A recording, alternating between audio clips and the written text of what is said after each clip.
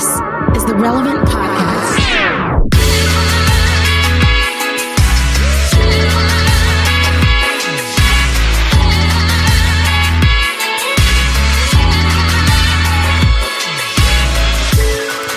It's Friday, January 29th, 2021, and it's the Relevant Podcast. Here in Orlando, I'm your host, Cameron Strang, and joining me from Loverland, Virginia, it's Jesse Carey. Hello, hello. From Austin, Texas, author, speaker, podcaster, Jamie Ivey. Hey, guys. And from Nashville, Tennessee, artist, producer, mogul, Derek Miner. Cha-ching! Cha-ching, what's that for? That's the GameStop intro, you know what I'm saying? Although, Derek, by the time this comes out in 48 hours, it'll probably be a zero. Yeah. Oh, man. Stock market. Before we get going, we have a great show in store for you today. Johnnyswim is coming up later, one of our favorite music duos. Some big news with them. We're going to talk to them about their new show. They have 2 new shows coming out. Wow. And we'll tell you all about it. We're talking to them later. We also have relevant news, relevant recommends, and our new segment, What's Jesse Thinking? But before we get going, I have a question. Theater of the Mind, I'm looking at this very good-looking cast, but one of the cast members is a little bit more good-looking than normal. Miss Jamie Ivey has brought it today. Clark, we got to do a video clip of this because the public needs to see that Jamie is just like, she's ready for prime time right now. Listen, Jamie guys, said she ain't heard. She did a snap like. normally, let's just be honest, we're all Zoom. I've got normally like a beanie on, you know, but I was We're telling not you going to guys, put you on blast like that. I have a live interview after this, so I had to put some makeup on and fix my hair today. So it's a Wednesday, and girl got some makeup on. Well, Jamie, I really appreciate it because anytime I see someone who put effort into their appearance, it's just refreshing in life these days, you know? Like, oh, this seems kind of normal. Jamie is wearing something like, Jamie, you could, if I saw you at like an upscale, steakhouse, kind of restaurant or, sort of like that you look like you could fit right in at like a Friday night happy hour crowd as well. Like, it's very refreshing because that's not a look you see out in the wild very much these days. Not anymore. Not in the Zoom world. I will say this, straight from work, I'm having dinner with a friend. So, I just had to plan my day according to, I'm not going to stay home in my pajamas all day. So, well, look, okay. I wear a black hoodie every day, so that's what it is. Yeah. Mm-hmm. Well, I actually changed. You guys are looking at me and probably thinking, "Oh gosh, what did you look like before Zoom started?" Because I actually changed for this podcast into a different sweatshirt because the one I had on, it's a fine sweatshirt, but it's like it's a sweatshirt that it gives off the vibe of either you've got a bad cold and you're just kind of kicking around for a couple days, or you're doing like an 80s workout where the for some reason you wear like cotton sweats and a cotton sweatshirt and you just throw like a medicine ball against the wall for a while, or like you jump on the shoulders of your fellow strongman and ride around on a bike going like it's one of those sweatshirt vibes. So I was like, you know what? I'm going to ditch that one and go for one slightly more presentable. But, I feel like we're just all crawling out of this hole. Like, even though, there's been trouble with the vaccine rollout and, who knows when we'll totally be on the other side. I feel like we are using our nails, and we're like Batman in the final Dark Knight movie, and we're in that giant hole, and Bane has snapped our back, and we've been. Right. Derek knows what I'm talking about. I know what you're talking about. All the prisoners are chanting. They're chanting for us. Crawl out of the hole and save Gotham City.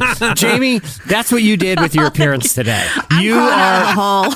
Yeah, we are all the prisoners that are going to be down there forever. But we're like, Jamie, get out, go, free Gotham. Don't forget about us. So funny. So funny. I was listening to NPR's Marketplace yesterday, and they were doing a thing on like the state of the economy and like, let's talk to small businesses and stuff. And they got talking about shoes. And like one of the biggest industries that's hurting right now is shoes, because nobody's buying shoes, because nobody's going anywhere that needs new shoes. That didn't even dawn on me. But like, obviously I knew like fancy clothes were hurting and luxury was hurting, fashion, but shoes, like just loafers. Like, why would you buy loafers? No reason. One of my teenage sons is still buying shoes. Let me tell you, he's got a collection. So they just need to go after those teen boys. They're getting all the shoes. No, it was like, and it wasn't like the Nike.com stuff. It was like the work shoes, like stuff you would wear to work. Like those are just sitting there collecting dust, It's going to be interesting coming out of this. When we do crawl out of the hole, they're saying like fall. I mean, like for like health normality or normalcy coming back, but like for economic normalcy way beyond that, like I wonder what industries aren't going to make it. You know what I mean? Like, man. How long can a shoe manufacturer not sell any shoes and then come back because everybody now wants to buy shoes? You know what I mean? Yeah. I think it's gonna be crazy. I think that there's gonna be certain things. There were certain things that were hanging on by a thread. Like I wonder what like movie theaters like. Yeah. What's gonna happen like now that there's this new thing with releasing in the movie theaters and at home on the same day. I'm sure that's going to hurt some revenue for sure. Or they're just going to have to change to be more. I don't want to go to a movie theater where there's 300 people in there, but I want to sit in a small theater and have a meal. I feel like they're going to have to change their. I love those kind of theaters. Me too. Yeah. Like boutique versus. Yeah. Like now I'm so spoiled. Like if I can't have a meal and a drink while watching the movie, I'm not going to your movie theater. Okay. I'm a bougie movie theater girl. Said, I'm a bougie movie theater lady. I wonder what's going to happen with like corporate office space because everyone's discovered that those spaces are basically artifacts of this just made everyone realize it basically overnight that with technology we don't all have to be in the same room, much less the same even city. To function as a business, but there are, entire metropolitan areas that are built around the idea that working professionals have to spend 8 hours a day sharing the same piece of carpet. Now that people no longer have that revelation, what's going to happen to all this corporate? That's what I'm kind of interested in because it could look. Any obstacle is also an opportunity, right? Like there could be cool stuff because that could be done in a lot of those spaces because a lot of them exist in really beautiful kind of urban, cool areas. I watched that really closely, and obviously, like I'm trying to figure out. I'm living a year down the road as running a business. I'm having to figure out where we're, what are we doing now that'll. Where are we going? And so that office question I watched pretty closely. Google and other major ones are already like announcing that, because think about it, they were the most resistant to remote because they were invested. A lot of Silicon Valley was very invested in like the campus, keeping people on campus, collaboration, that kind of thing. Even they're announcing that they're going to probably on the other side of this be in a hybrid work model. Mm-hmm. And a lot of businesses will do this where they will have a physical building, but it'll be about a third of the space and it won't have the private offices and all the space that was there before. That people will probably work together 2 or 3 days a week and then work apart remotely 2 or 3 days a week. And when they come together, it's for intentional collaboration and meetings and things that is just better in person. So the spaces will not be this kind of like, give me my cubicle, give me my privacy. I got to focus. It's going to be, I'm here because actually I'm collaborating or I'm working with somebody else on something. So it's going to be smaller footprints, more shared desks. You're not going to have your post-it notes and your cat calendars on the wall. You're going to like be there intentionally. Then you're going to pack up your laptop. You're going to go home and work and focus on your personal projects or your solo projects remotely, most likely.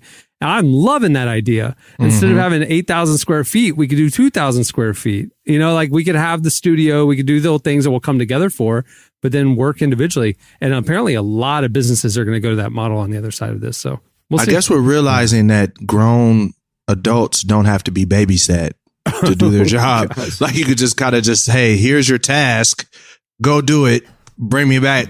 What you're supposed to bring back, Right. Yeah.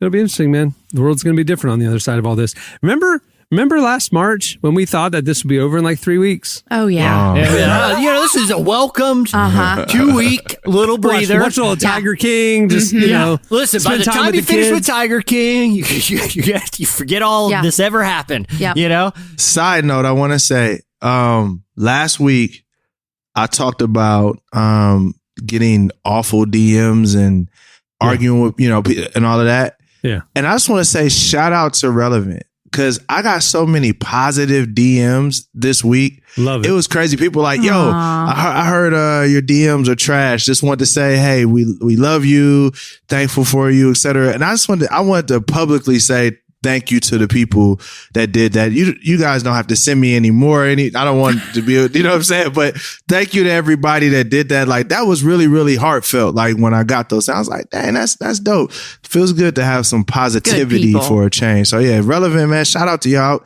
Hey man, Clark, give it like an applause or something, man. In the post, like, you know what I'm saying? Thank y'all. I appreciate y'all. I literally thought you were going to say Relevant. I thought you were going to say like, thanks everybody. Here's my Cash App. And like, Derek, that's really good to hear, man, because I've been, everyone's kind of been in this funk. And, I'm not as far up the hole, clearly, as Jamie is right now. I'm still nursing that. Jesse. I'm still nursing that lower back from that crushing blow by Bane. But I signed on. I was like, I got some DMs here. This is going to be encouraging. It turned out most of them were spam selling me discount Ray-Bans, which are just... But I'll tell you this. It's good to know somebody cares, even if it's a bot trying to sell me fake Ray-Bans. I'm just saying it's a good feeling. Someone out there wants my attention. Don't ever put that order in, because those Ray-Bans are never coming. By the way, I've ordered quite a few pairs, so I hope you're wrong, Derek, because I had a fantastic discount. So. Look, I got an Instagram ad for some watches, and I was like, yo, they're fake as I don't know what. Yeah. But they look great. I'm like, and they're only like $10. All right, bet I'll buy 2 or 3 of them. Yeah. I'm still waiting. Yeah, I don't know why I don't know why this Ray-Ban retailer needed my social security number and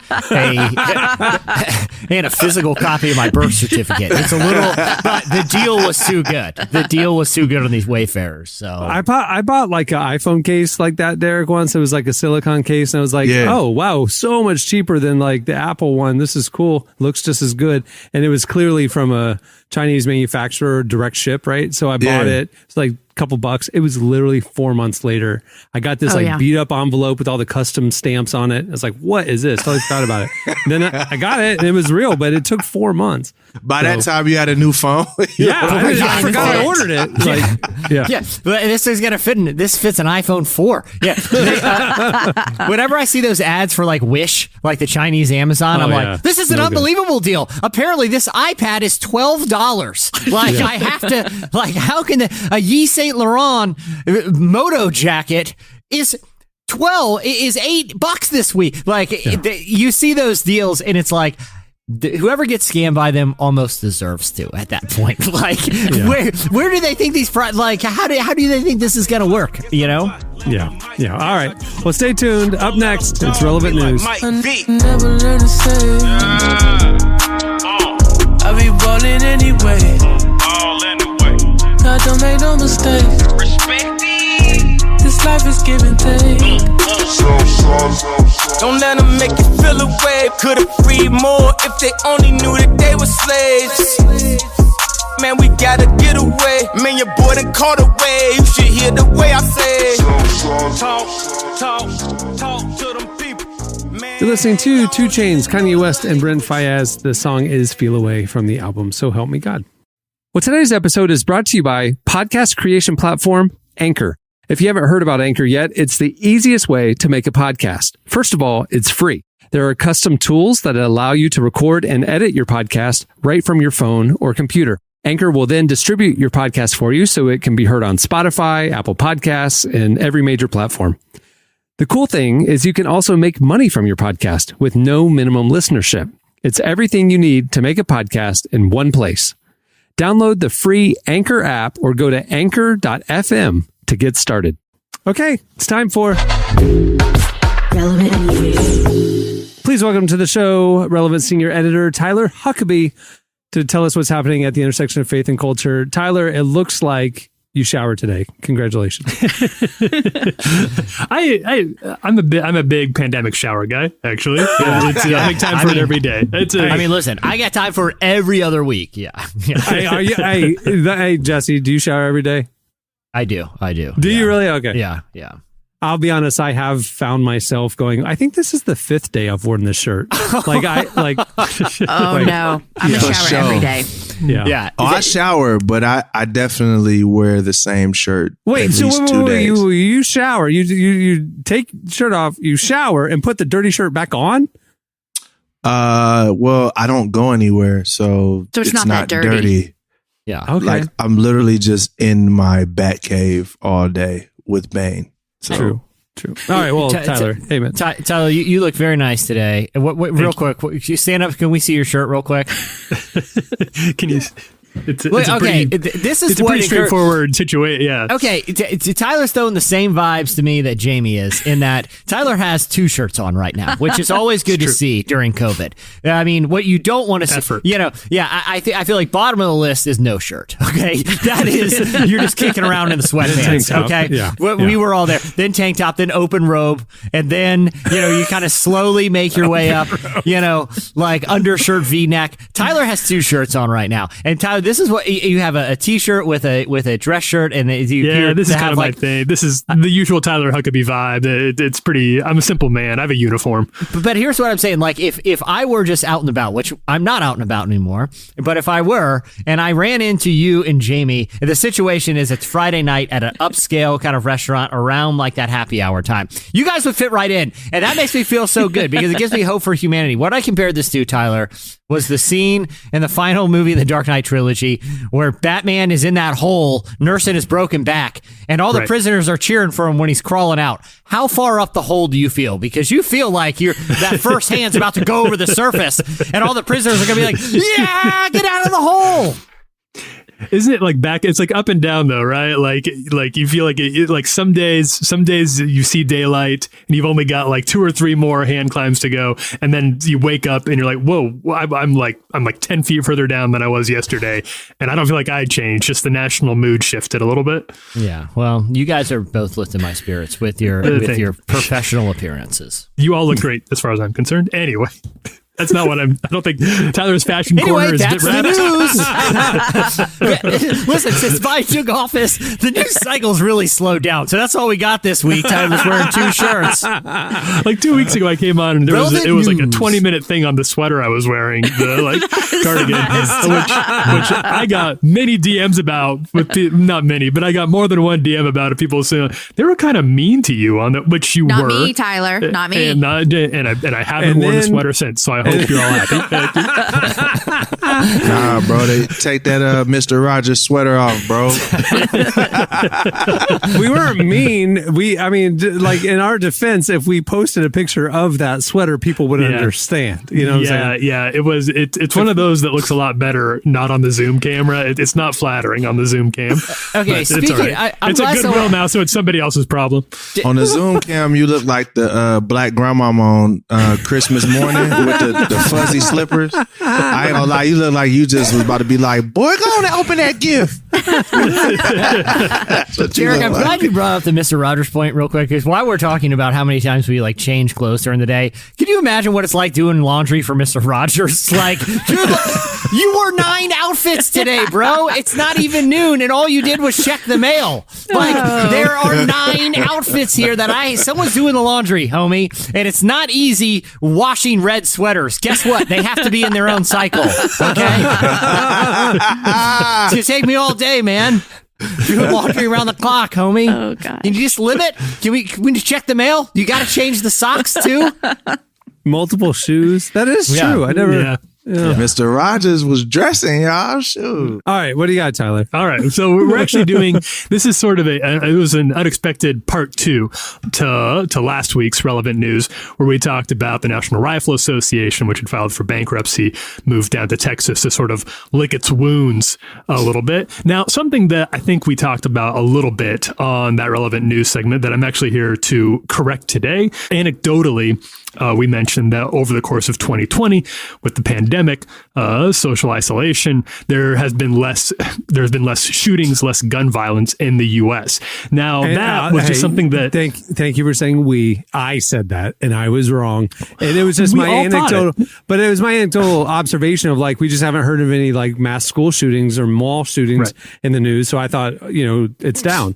And then this I would have happened. assumed that. Right. Of course, it's an easy assumption, but the Yeah. numbers actually came out last week, and this is not only did numbers actually go up, it was one of the deadliest years for gun violence in the U.S. in several decades. So this is according to Gun Violence Archives.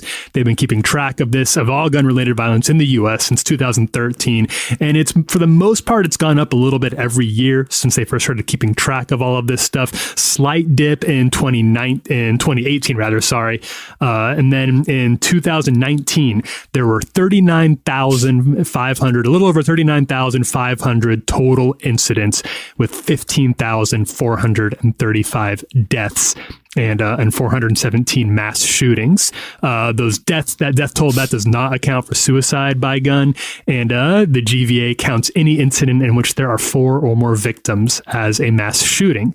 So 39,500 total incidents, 15,435 deaths, 417 mass shootings. Last year, in 2020, the numbers tick back up.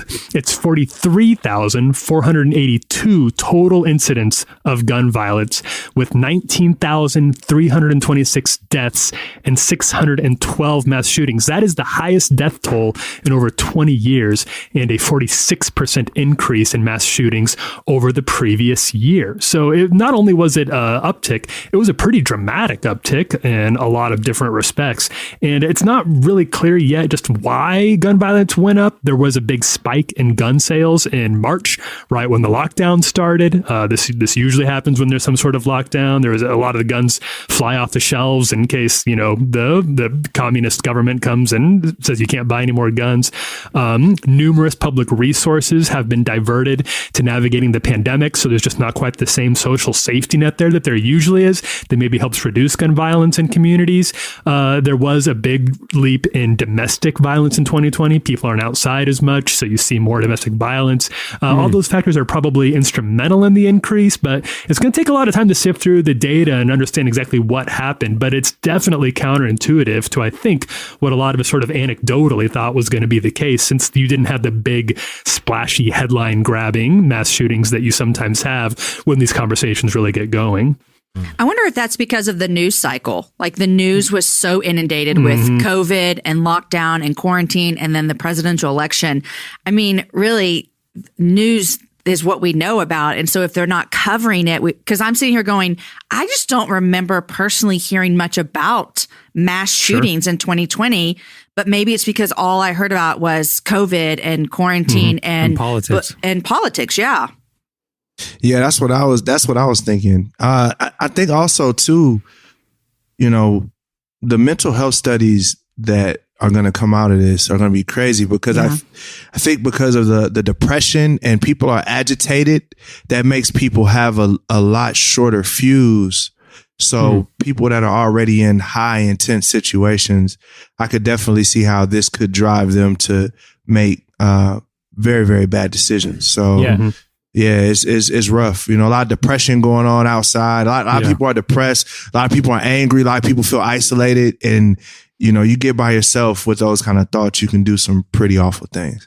And I'm sure, well, I'm not sure, but I would be willing to project, with some degree of certainty that it's not just gun violence is only one indicator of, some of these social vices, whether that is, something like violence, whether it's something like, drug use and addiction and, maybe over, indulging on an alcohol or, kind of reckless behaviors in general.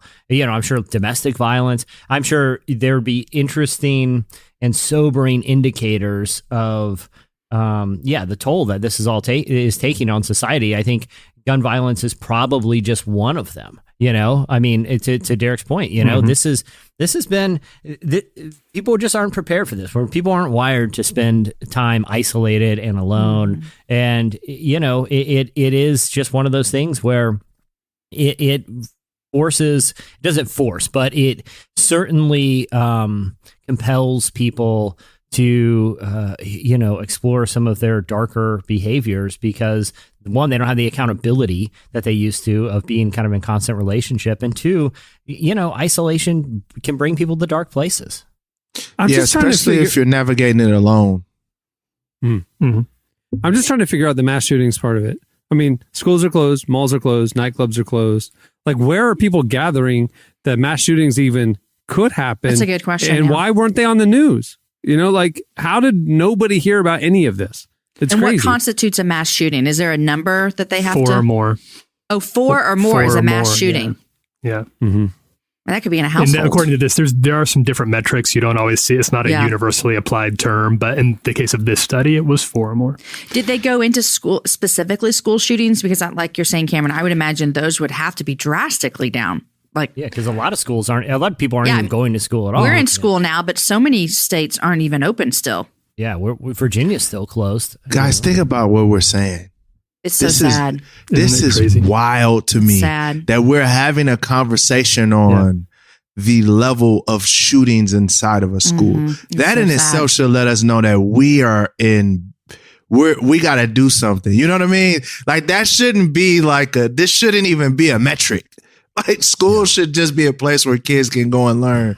But safe. We've had such a trauma or such an uptick in that type of violence, man, that it just made me sad as we were talking about it. But I mean, there's several opportunities. One, we also know people weren't isolating like that.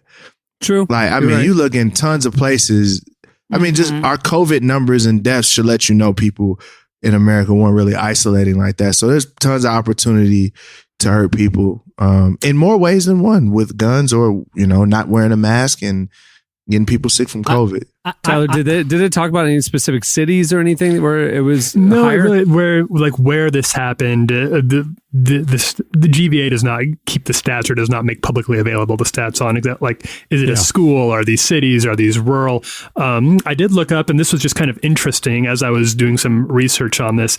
Last Sunday, there was a mass shooting that left 5 people dead in Indianapolis. It was the worst mass shooting there in 10 years. One of the victims was a pregnant woman, and I don't know about you, I don't think anybody heard about it. No, that's not true. That made national news. I did hear about that. I did not hear about it. I will speak for everybody else. I did not hear about that. But these are the sorts of stories that used to be very attention-grabbing headlines, were very big deals, that now just kind of fly under the radar. These aren't a big part, and that was in somebody's home.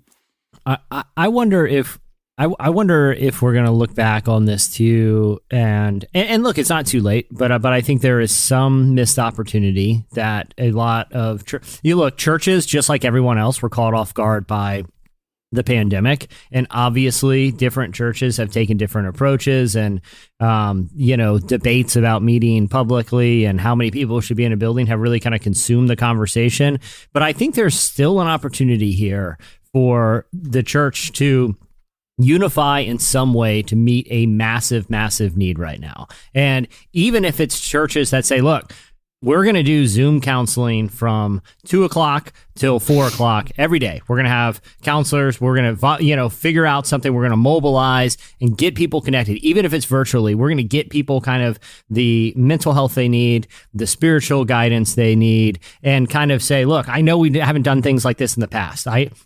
But there's a huge need here, and I don't feel like it's too late for the church to start getting creative and doing things differently to meet people where they're at, instead of trying to. Too many churches, I feel like right now, are having the conversation, well, how can we get people to meet us where we're at? Sometimes literally, how can we make them comfortable to get back in the building, right?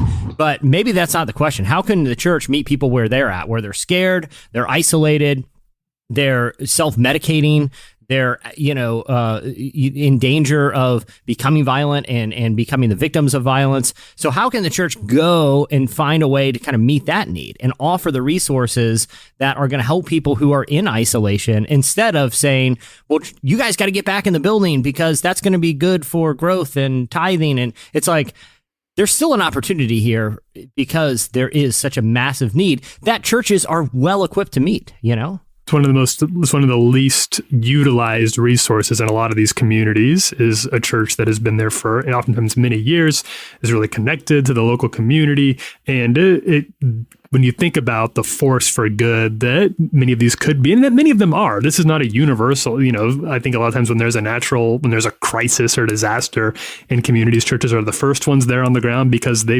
in the zip code, they're ready to go. Yeah. But it could be, it's kind of heartbreaking sometimes to think about how much, with a little more organization and a little more firepower, how much more good could be done. And it's not an indictment. Why did you say firepower? Why? Of all the words, that's a poor choice of words. That was a poor choice of words. But yeah, it's not. Look, every business has been trying to be like, what can we do here? Like everyone's trying to figure out. Everyone's caught off guard. But I do feel like at some point you got to say, all right, look, this is what it is. This need is here. Before I got married, I went to marriage counseling with 2 different pastors, right? Like they're equipped for counseling. I literally thought you were going to say I went to marriage counseling with 2 different women. I did too. Well, I was like, I guess story for another day. Yeah. This has nothing to do with any. This is relevant news, right? Time to get something off my chest.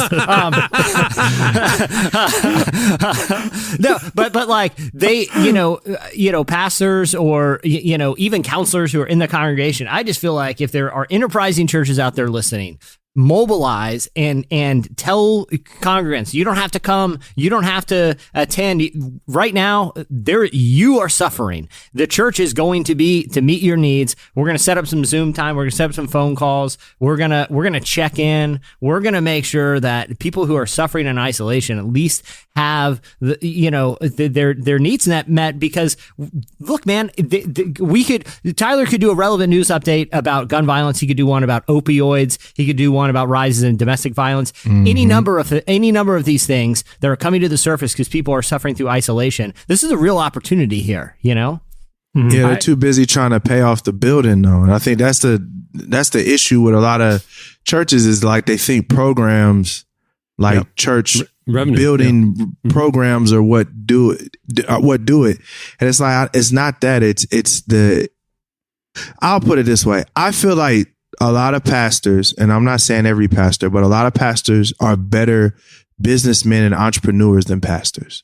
When you look at a lot of the way these things are structured, they're structured like major corporations as opposed to structured like churches that are structured like places where people can actually get help. They're structured more like businesses. I think that that's a flaw, and it's being exposed now because now in the moment when people need the church the most, it's very few that are positioned to be able to do that. Like you talked about Rick Warren. Rick Warren is positioned to be able to do that because although definitely Rick is a businessman, but at the same time, he has structured the church in a way to where it doesn't have to have people be there every Sunday. You know what I mean? Like it's able, he was doing things that were helping the community pre-COVID. So now in COVID, he can double down on those things, double and triple down on those things. I think we could probably learn some lessons from him. Globally as a church. I think everything you guys are saying is so true. I also know that,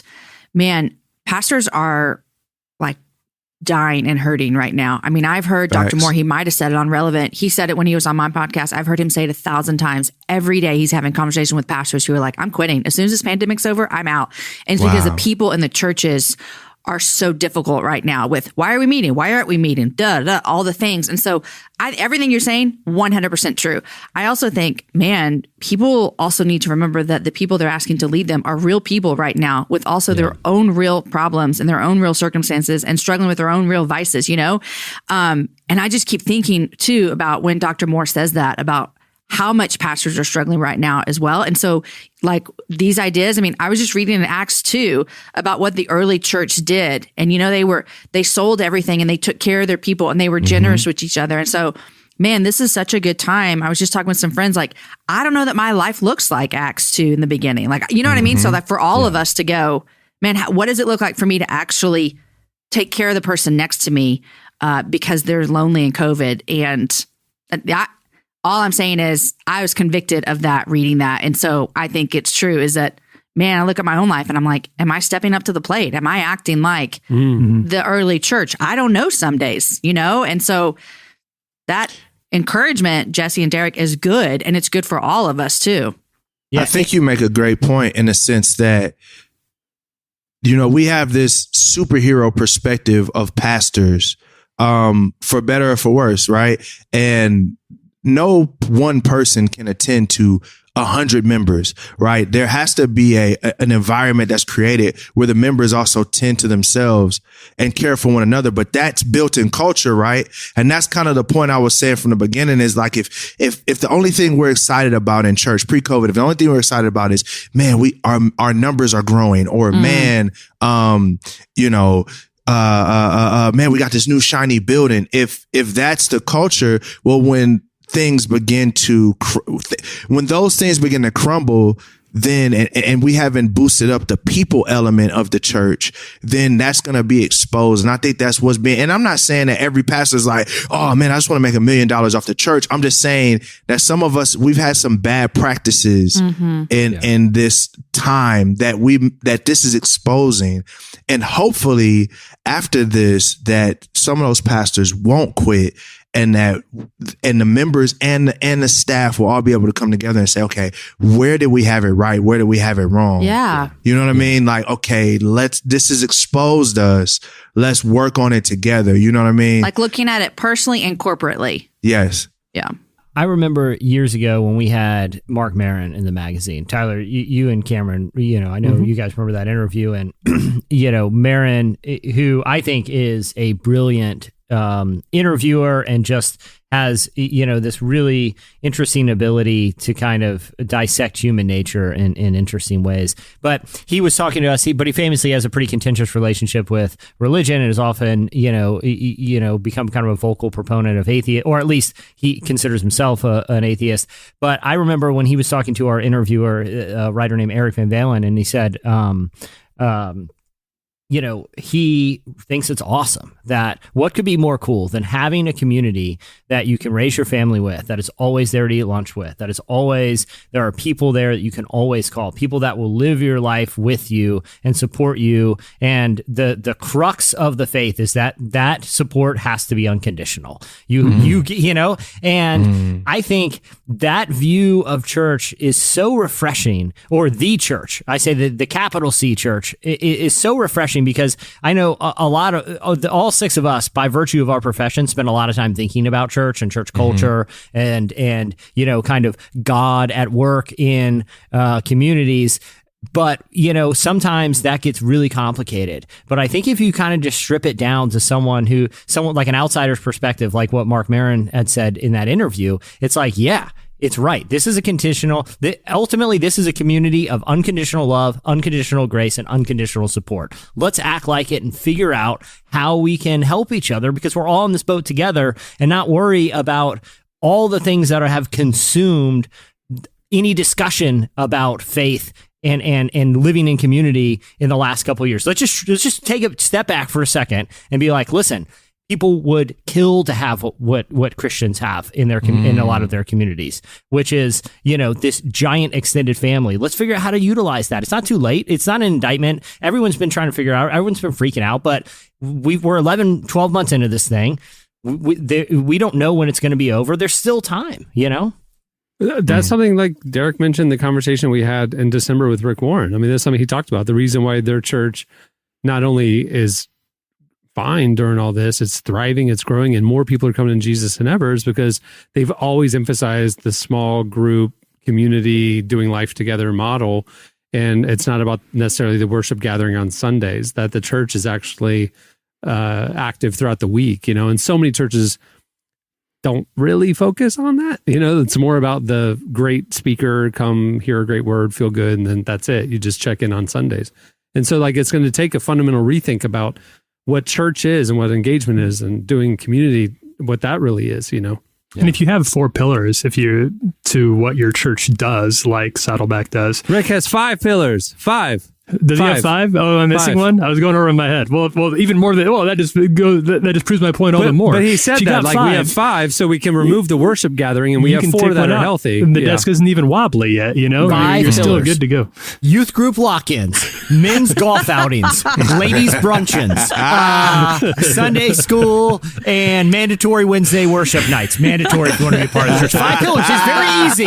It's very easy. The 6 is you have to go out of to like Central America and call it a mission trip at some point, and send letters to your friends to get them to pay for it. That's In it. a matching t-shirt. In a matching t-shirt. Yeah, obviously you're going to wear a matching Stop t-shirt. this, Jesse. 6 pillars. It's a 6. It's going to call it a pentagon, but I don't even know what the word of 6 is. It's a whole thing. The whole thing is very clearly, and that is very scriptural. You'll see those 6 pillars. Paul talked about all of them. He was big on the youth lock-in. The lock-ins. All right, so all that to say, gun violence was way up last year. Yeah. So that's the takeaway. What a If you tangent. leave with one thing. What a tangent. Remember that. All right, well, thanks, Tyler. There's a lot more content. Go check out what we're doing every day at relevantmagazine.com. You can follow us on all of our socials as well. Stay tuned. Up next, Johnnyswim joins us. 'Cause you're mine, you're mine. You're mine, 'cause you're mine, you're mine. You're mine, 'cause I'm in love, you already know. Baby, I love to have you. Take me from myself, you save me. You bring me like You're listening to Neo featuring Ada Kunal Gold. The song is Antidote. Well, Abner and Amanda make up the folk duo that is Johnnyswim. They stayed busy in 2020 with Songs with Strangers, backyard concerts, and have big plans to hit the reality TV scene on the brand new Magnolia Network, Chip and Joe Gaines' upcoming television network. They sat down with our very own Tyler Huckabee to tell us more about their upcoming shows and what it was like to film them, why they're so desperate to reclaim Christianity from its cultural trappings, and how to stay creative, productive, and healthy even while working from home. Here is our conversation with one of our favorite duos, Johnnyswim.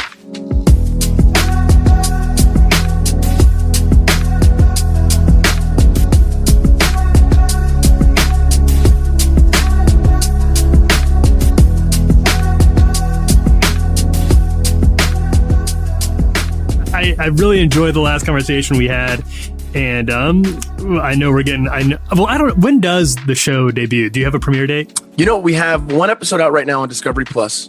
It's been, COVID's pushed everything back because there's going to be all this press, all this whatever, crazy time to. And then also they weren't able to. We were lucky. We filmed all our stuff early. We were the first show in production on Magnolia Network. That's right. And so we got done with our thing. Then COVID happened.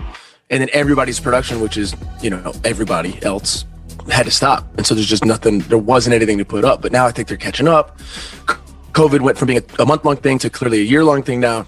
So as opposed to avoiding the conversation of COVID in the shows, it's become a character, I think, in a lot of the shows. And I think the betterment of a lot of this style of television making and storytelling, because it's very honest, and it has to be. And so right now there's a soft target of, fall, I think. Is it weird to look back on that time? Like, I'm sure you haven't seen a whole lot of the show or anything, but do you feel like different people, or is it like a different era in your lives? Absolutely. It is so strange that we used to jump into crowds and like high five, and he'd eat off people's plates, which, for the record, I never appreciated when he ate off of strangers' plates. That is gross. You have no clue what they have going on in their mouth and microbiome. And I didn't care. He never cared. I was always proud of having a strong immune system. But yeah, I mean, Eesh. Back then it was like my parents' friends would call me and be like, "Are you sure you want to jump into crowds? There might be somebody crazy. They might try to grab you or something." That was like the fear. We have our first show next week. We're doing this really small little private. Right. And for a nonprofit, and we were like going through like what songs we were going to sing. Like I was thinking through the set, and I was like, oh my gosh, we can't ask people to sing along with us. Like normally, like, all right, everybody sing. We're like, we can't do that. We can't. Like half of our show is kind of like over. But yeah, looking back on it, it feels like we were different people, and it was a different time. And I wish they knew. What were shows, I wish they knew. Is shooting stuff around the house, having cameras up, does it feel like you're on stage the entire time at all? Is that is it anxiety inducing? Not for me. It does for me. It does not feel, it does. There's a pressure of being on. So I feel that, but it's more like being in a day long interview than it is being on stage. It's not really like, it's not the same as being on stage, because on stage there's interaction, there's like a joint excitement for everybody to be there, and there's community happening on stage, and this is just kind of eyeballs. This just feels like eyeballs are on you, and you have to pee, and you're always thinking about your microphone, or if you say something about somebody, you're like, oh, that guy's so weird, I don't know why he's here, and you're like, crap, my microphone's on. It's not always 100% smooth at Casa de Ramirez. Maybe somebody's bugging you and I gotta tell my wife somebody's bugging me. Maybe I forgot I had my mic on. Dang it. Okay, well, now everybody knows. Yeah, so it's definitely, for me, there was definitely, like, I would go to sleep, or really not even go to sleep, just when I would take the microphone off and I knew that the cameras, the RoboCams kind of like turn their heads down like they're sleeping. Oh, did we tell you about the setup? Yeah. The setup for the, how we filmed it all? For the show? I know that they exist, but that's about it. All right, so we, what's the first show called? On the Road, Home on the Road with Johnnyswim is the first show. Episode 1 is out right now on Discovery Plus. You can stream it. It's awesome. It's an episode in Dallas, Texas. It was super fun. This new show that won't be out until the fall is called At Home with Johnnyswim, and we filmed it ourselves for the most part. So I bought a couple cameras. We hired some friends to hold cameras and to be a part of life with us. That they already are. Our quarantine. People who are already quarantined with. And then they added 6 robotic cameras, cameras that are controlled from a trailer that was actually behind our garage. And there's a guy just watching us, and directors all sitting in the trailer. We don't really interact with them all day other than to get mic'd up and to get the mics taken off. And they just track us. And so I would forget cameras are on. Maybe sometimes I'm holding the camera, sometimes I'm not. But now me and Amanda are engaged in some kind of conversation that might not paint me in the best light. And I see the camera just go. Then you can see the iris inflame inside, so it's zooming in. That was us for about 6 weeks. Yeah. Okay. Shifting gears a little bit. Obviously, it's been a very volatile month, especially as it concerns Washington, D.C. How did what happened at the Capitol building, how did that impact you guys? Oh, because there was something so, I felt like, I don't know if something died in me, something, how do I explain the feeling I had when that QAnon shaman was standing in the Capitol, the horns, with the, yeah, and he started to lead a prayer. Rarely have I been able to understand something happening in front of me by using my own lyrics. But Give Back the Pieces of My Jesus, Take Your Counterfeit to Hell has been coursing through my veins from the song we did with Drew for what's it called? Goodbye Road. Ring the Bell's the name of the song. And it just, I don't know, man. It feels wild. I love Your Voice Matters, what you've been doing. I think on Twitter, where I've seen it the most, has been Thank you. Awesome, and it matters. And it's for people like me who love Jesus, people like myself and my wife. I'll speak for both of us while I can. She'll correct me when I don't anymore. We love Jesus. We honor so many of the sacred traditions for sure. But this ain't right. So much of this ain't right. I got friends, people I knew growing up that I still follow on Facebook. And to be honest, I'm real petty on Facebook. I go there to be petty. These people are lawyers, and during the inauguration, they're like, well, it's 11:54 and he's been sworn in. This isn't real. This is fake. Watch out for the National Guard. Here they come. It's all a hoax. It's all whatever. And I was like, where does it end? Where does the delusion end? I don't know. And what's our responsibility as believers? Because I feel like I need to preserve myself, like for real, like in the midst of this Christian nationalism thing. Like I feel like my job has been to protect what I find holy, and to protect those that I'm nearest to, my family, my dear friends. But man, it's definitely it's an interesting season. Do you feel because you like honestly relevant, like you have people who listen to you, who are fans of what you do, just like we have people who read us and are fans of what we do, who would at least buy into maybe some of that, or say that there's they may have some points. They may, I don't believe everything they say, but they got some good, some of it can't all be wrong. Does that trouble you? Do you feel like you have a responsibility to those people who are kind of in your in your circle? I was going to say, I feel like I personally, for me, I'm not on Facebook. I haven't been on Facebook in a long time. And I think that saved me a lot of mental energy over this time. But I do have a few people that I love so much that aren't into kind of the more frivolous, like JFK is coming back, but definitely JFK Jr., babe. Sorry, JFK Jr. is coming back.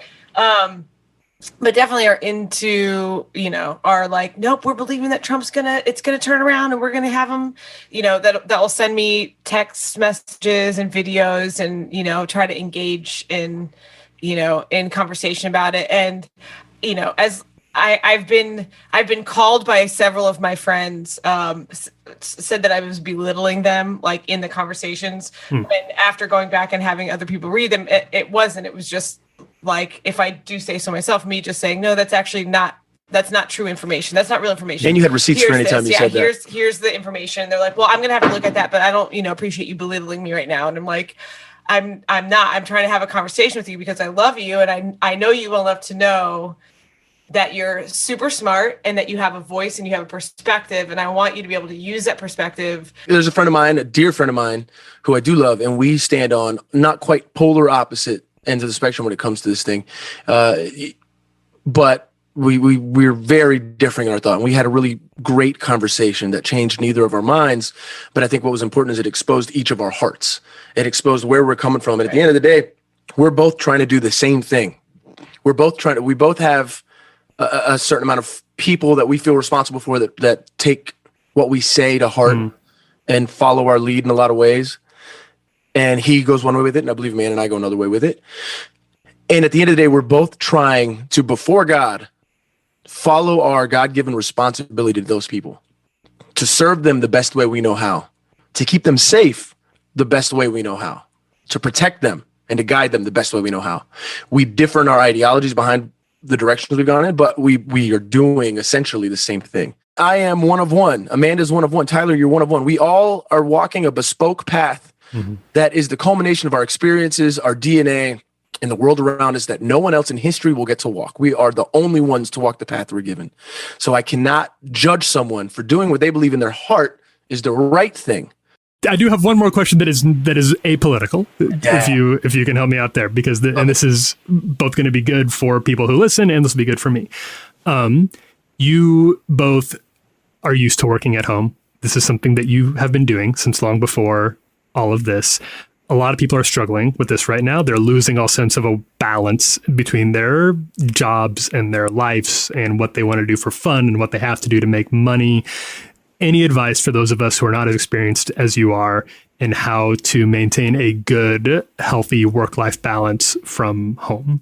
I think having traditions during the week. So like we'll have Taco Tuesday, we'll have Pizza Friday, and how we actually make the tacos or if we order in or whatever, that kind of changes. But, we just have these things that I think as a family, at least, it kind of helps us remember what day of the week it is, because I think it's a hard part of being home. It just feels like a never ending, oh my gosh, we're just in the same day. It's Groundhog Day. I feel like having the traditions kind of helps us go, oh, it's Friday, pizza night, movie night. We can chill. Tomorrow morning, we're going to watch a movie when we wake up. It keeps us knowing that we're in time and space and we haven't just been hurled out into eternity and where every day is the same. I feel like the COVID blues really kick in when you start losing your sense of motion. And for us, that's really easy to lose because our motion is very literal. We need to edit the book. We need to film, whatever it is. All those kind of become easier to do and to accomplish because we know here at home, we got motion. We're moving.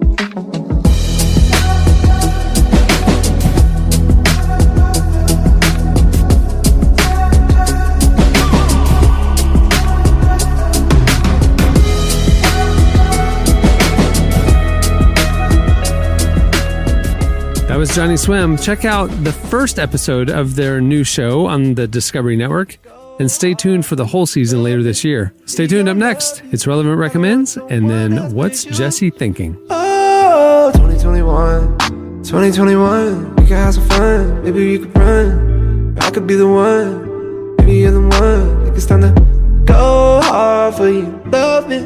Maybe Every week on Relevant Recommends, we recommend a new album, book, show, movie, or even a video game that's got our attention and is worth your time. This week, we're talking about Showtime's Bryan Cranston crime drama, Your Honor. Ever since Breaking Bad, fans have been clamoring for a return to form from Bryan Cranston, who became a generational icon as Walter White on Breaking Bad. Your Honor may not capture the same cultural zeitgeist as the one who knocks, but it does give Cranston an opportunity to stretch some of the same muscles. Here, he plays Michael DeCiato, a New Orleans judge who knows just enough about the legal system to manipulate it to keep his son Adam out of trouble.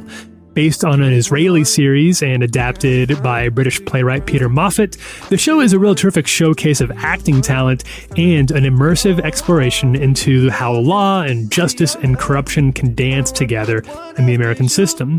So it's 2021, hardly anybody needs a reminder that the justice system is in need of reform. Your Honor understands this and knows it doesn't need to spend too much time explaining that opportunistic politicians, cops on the take, and mob bosses are key elements of the backdrop of American governance. Where Your Honor finds its novelty is in how fragile even these corrupt systems can be. The deceptions are carefully cobbled together, but they can be blown over with the slightest breeze of either someone willing to tell the truth or, more likely, someone willing to double-cross the system. That's where Cranston really shines. He shifts from upstanding member of the community to duplicitous puppet master with believable subtlety. His son, Adam, played by Hunter Duhan, accidentally ends up in the mob's crosshairs, and Michael begins artificially grinding the gears of justice in Adam's favor.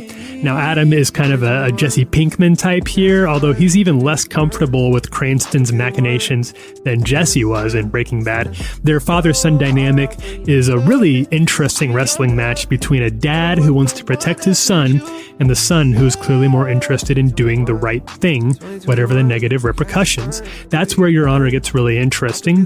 What do you do when the choice is between being a good dad and being a good person? How does someone live ethically when the deck seems so insanely stacked against the ethical? The show is more interested in its plot than the broader issues underneath, but you can't watch Your Honor without asking bigger questions. New episodes released Sundays on Showtime. That's all for this week. Check out more Relevant Recommends at relevantmagazine.com. I'm Tyler Huckabee. I could be the one, maybe you're the one. Like it's time to go hard for you. Love me, baby, I love you. I don't want no one else but you. Do you wanna fall in love? You're listening to Love. The song is 2021. Okay, it is time for our brand new segment. It's breaking the internet. It's time for What's Jesse thinking? Huh? Jesse. What are you thinking this week? Hey, I'm thinking about two different things, and I'm gonna blast through these, but this is very interesting. I've had a lot on my mind. The first thing I'm thinking is that, look, we all, especially coming out of the last conversation, we all need to be positive and optimistic about the future. Not only will that help us with our mental health, but according to two new recent studies, one by the American Heart Association, one by the Division of Clinical Psychology and Epidemiology at the University of Basel. Okay, very credible institutions there. There is a very interesting and not totally understood link between optimism and physical health. So both studies, I won't get into too many of the details, but like I said, I just named the institution. So if you want to Google them, go for it. Both institutions use different methodology. One methodology was to basically kind of poll people about their mindset and do a long-term research about what they call the mind-heart-body connection. And when they talk about the heart, they're not talking about like the soul, right? They're talking about your physical heart. Your heart actually works better when you're happy and optimistic. Blood flow and cardiovascular health is dramatically affected by the levels of cortisol in your bloodstream. And cortisol has a direct association with stress, anxiety, and those kind of bad feelings. If you can, figure out ways to try to be optimistic, try to be positive, you'll see dramatic changes to your physical health. And if you want to know, hey, well, how can I do that? Laugh more during the day. Find more funny stuff to listen to and engage with, because the other study found a direct link between laughing and long life. Laughing and smiling. If you laugh, wow. I think the threshold for laughing, if you can try to laugh 8 times a day, If 8 times a day, if you can make that your threshold, you will see dramatic changes to your physical health because of links that we totally don't understand. I think that's super interesting that your mood can affect your physical body. And so like you double down, because they say eight big glasses of water a day too. So double down every time you have your glass of water. Just chuckle. I want to see if you're laughing while you're drinking the water. If there's a quick study about water coming out of the extra nose, points there. You know, I think on the hierarchy of funny things coming out of the nose, water is pretty low. Milk is very high on that list. But either way, I think, Cameron, that's a good principle. Okay, I do have one more thing. Okay, no, hold on. I have a question about that, because this is an anecdotal thing that I've kind of observed. I didn't know the direct scientific correlation between optimism and laughter and health, but typically the people that I've observed that I know that are the most sickly they worry the most. They're the most, they struggle with anxiety and stuff. Do they talk about that? Is there like a chemical thing that the negative thoughts do to your body that invoke sickness? There is, and that's why laughing is actually one of the best natural stress relief mechanisms. Another one's breathing, but when you laugh, you I actually think breathing is a good idea. Yeah, deep breathing and yeah. I held my breath for 3 days when they were counting election votes. I was so stressed. Super sick. Super sick. I mean, I passed out. Very dramatic. I do not recommend going 3 days without breath. No, but there are things that you can do to reduce the amount of, because depending on, I guess, your theology or understandings of biology, what some people would say, there are evolutionary biological reasons that your brain produces chemicals that will ultimately hurt you because in nature they're only supposed to be used in short bursts. Like, let's say you're out in the Serengeti and you're getting chased by a predator. You need a surge of things that cause your heart to race, that cause you to be stressed, that cause you to sweat, that all these things that will help you evade danger. That's kind of why they're baked into us. But we, when things get really stressful and you live in a constant state where you're constantly under anxiety and worry and pessimism, those chemicals are just free flowing and your body isn't meant to deal with them. And laughter is one of the things that causes that switch to turn off. And so when they say laughter is the best medicine, in this case, according to science, it really is. Very interesting stuff. Okay, I have one more, if that's cool with you guys, that I've been thinking about. Cameron, how many between you and I, how many interviews do you think you've done? Like, me not that many. You, dude, 10 years times 15 a week. Thousands, right? But but I came across an interview this week that really just blew my mind and made me change the way I think about interviews. And so here's the story. Do you guys know who Werner Herzog is? No. You'll know him when we play a clip and hear his voice. So he is one of the weirdest. He's one of those brilliant filmmakers ever to live, but he's also one of the weirdest humans ever to live. He talks with this thick Bavarian accent, and he's known for these documentaries in which he narrates. His most famous one is Grizzly Man, but I think Cave of Forgotten Dreams was also nominated for an Oscar a couple years ago. He's done a bunch of scripted film. He's done hundreds of movies. He had a legendary career, but he's mainly known for thinking back on his films and talking like that. And he thinks very philosophically about just random things. Okay. So, there's a small skateboarding magazine called Jin Kim Skateboard Magazine. And one of the editors happened. Yeah. Do you guys know? I just lapsed my subscription. Sorry. Yeah. I just did. Are you serious? I just did a kickflip, right? Do I have the body type of a skateboarder? Come on. You're working on it. You're working on it, Cameron. Man, you say you dropping down. I never know. Yeah, get the magazine to stay inspired. Yeah, I was just doing some sick ollies and was talking about Jin Kim Mag, man. The ship has officially sailed for me stepping on a skateboard. So an editor of the magazine happened to, skate videos are a big thing. Like, skateboarding has this interesting sort of tie to the filmmaking community, even though they're sort of adjacent. So one of the editors was reading one of Werner Herzog's books that he wrote decades ago. And in the book, it was revealed that Werner Herzog, whenever he goes on a movie set, he always has a pair of bolt cutters with him. Because if they find a location that they don't have access to, he's of the mindset that you don't ask for permission, you ask for forgiveness. Oh, yeah. He white for sure. He white for sure. Yo, side note, I'm sorry, Jesse. I just have to tell a story. And this is funny that you said that. Because I was shooting a music video. No, I was doing a photo shoot with my little homie. He's like 20, 24, 25. And he's my photographer. It's a white kid. And man, there was this one location that was amazing. But he's like, yo, let's shoot over there. And I'm sitting here like, bro, are you crazy? There's a sign that says no trespassing. He's like, oh man, well, I'd rather ask for forgiveness than permission. I was like, dang, man, white people got superpowers, cuz I'm gonna be for real. That is crazy that he's just like, I bring bolt cutters. Do you know what would happen with me if I had some bolt cutters? I don't care if I was trying to heal world hunger and I'm trying to cut the chain to get the food for the babies. They'd send me to jail. This white man said he going.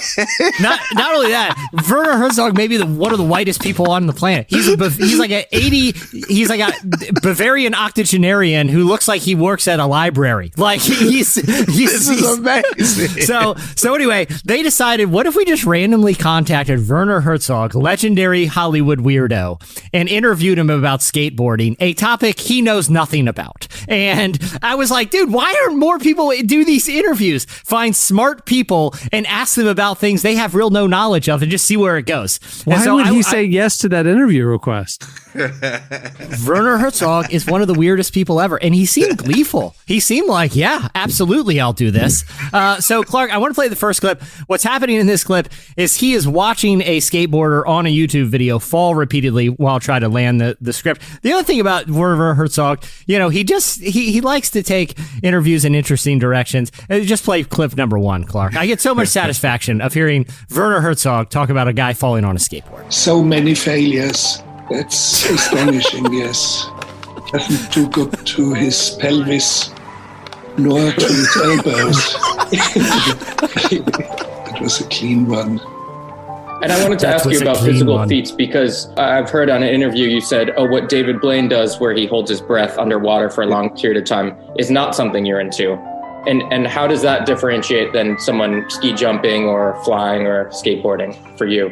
I know that David Blaine shouldn't be trusted in this kind of quests. It's this kind of absurd quests, and they're meant only for his own publicity and for shining out in the media. The skateboard kids are not out for the media. Okay.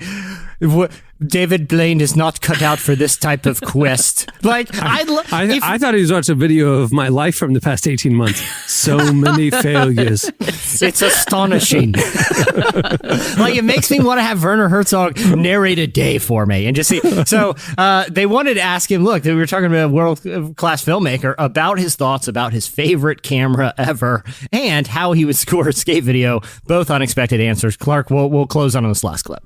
I'm curious, there's in skating, there's a video camera that's very popular called the VX1000. It's a Sony cam. Have you fallen in love with a camera before? No. Let's say if you were to shoot skateboarding, let's say you went to Venice Beach. No. What would you soundtrack it to? That's a good question. I probably would, what comes to mind first and foremost would be Russian Orthodox church choirs. Something that create this kind of strange feeling of space and sacrality. So what you are doing is special, bordering the sacred. Okay. What movie is he in that he's played like a bad guy in some crazy movies, yeah, right? he's been a villain in a couple movies. He's also directed some bonkers movies. He's done Bad Lieutenant Port of Call with Nicolas Cage. He did Rescue Dawn with Christian Bale. But he had a really weird cameo in the final season of Parks and Rec, where he was the proprietor of an old mansion that April and Andy bought, which is the perfect role for Werner Herzog. I'm just saying, Cameron, I think there's an idea here for a new podcast where it's interviews with interesting people about things they don't know much about. How would we get any yeses though? That would be my only thing. Yeah, because I would feel like if you asked, like, not like me, but I feel like that they would think you're making fun of them. Well, It's kind of are. They would just have to, like, if we had Nicolas Cage, we're like, hey, we're gonna do a whole conversation with you about cured meats, pickle, like hot dogs, sausages, pastrami's. When we're gonna go for 30 minutes, deal? And who would not listen to that? Like, this is I'm jealous of this skateboarding magazine for coming up with this idea, randomly emailing Werner Herzog and getting him gleefully on a Zoom call to do his thing while watching YouTube videos. What a great execution. Props to those guys. My question is, did they send him the YouTube videos? You know what I mean? Or was he just trying to crash like you do right before your math exam? You're trying to like cram real quick, and he's just pulling up YouTube videos of skateboarders so he knew what he was talking about. That was my question. So many failures. It's astonishing. His pelvis and now his elbow. But the Russian Orthodox music and the sexuality. And it's like, what are you even talking about? Just keep talking. I have no idea what you're talking about, but please continue. Oh my goodness. So that's what I've been thinking. That's what I've been thinking. That'll do it for this week's. What's Jesse thinking? Oh? This is perfect. Many thanks to Johnnyswim for joining us. Make sure to follow them on IG at Johnnyswim and go check out their the first episode of their brand new series. And stay tuned for all the amazing stuff that's coming up with Magnolia Network and their other show as well. Hey, while you're online checking stuff out, make sure to head over to relevantmagazine.com and check out our new Friday feature, Relevant Recommends. Not only will you get our pick each week, you'll see a list of all the stuff we're into. While you're online checking stuff out, make sure to head over to relevantmagazine.com and check out our brand new Friday column, Relevant Recommends. It's a weekly feature where we highlight one of the things that we're really into that week, but we have a list of other stuff you should check out as well. It is good. More of that to come, by the way. Also, we have a brand new section, Deeper Walk. It's a daily devotional series. You can get an email to you every morning, first thing in the morning, if you want to start your day that way. You can also see them on our website as well. Deeper Walk every weekday. And we have a new daily newsletter called Relevant Today. It's our top 5 most trending articles happening at Relevant each day. It's a great way to stay in touch and in the know with everything that we have going on. And while you're at the site, make sure to view the brand new issue of Relevant. It's the January-February issue. It features Pharrell on the cover. Some amazing content. I won't give it all away. Just go check it out right now. Hit the magazine tab at relevantmagazine.com. It's free. Share it. Read it. There you go. On that note, we'll wrap it up. I'm Cameron Strang. I'm Jesse Carey. I'm Jamie Ivey. I'm Derek Minor. We'll see you on Tuesday. Have a great weekend, everyone. He is Derek Minor. It's astonishing.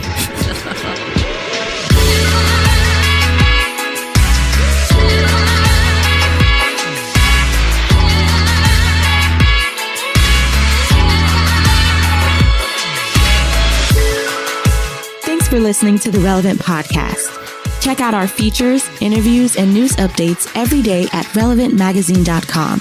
And make sure to follow Relevant on Facebook, Twitter, and Instagram for the latest. For more great podcasts, browse the shows on the Relevant Podcast Network, which you can find at our site. And while you're there, don't miss the all-new era of Relevant Magazine. A new issue releases every other month at relevantmagazine.com.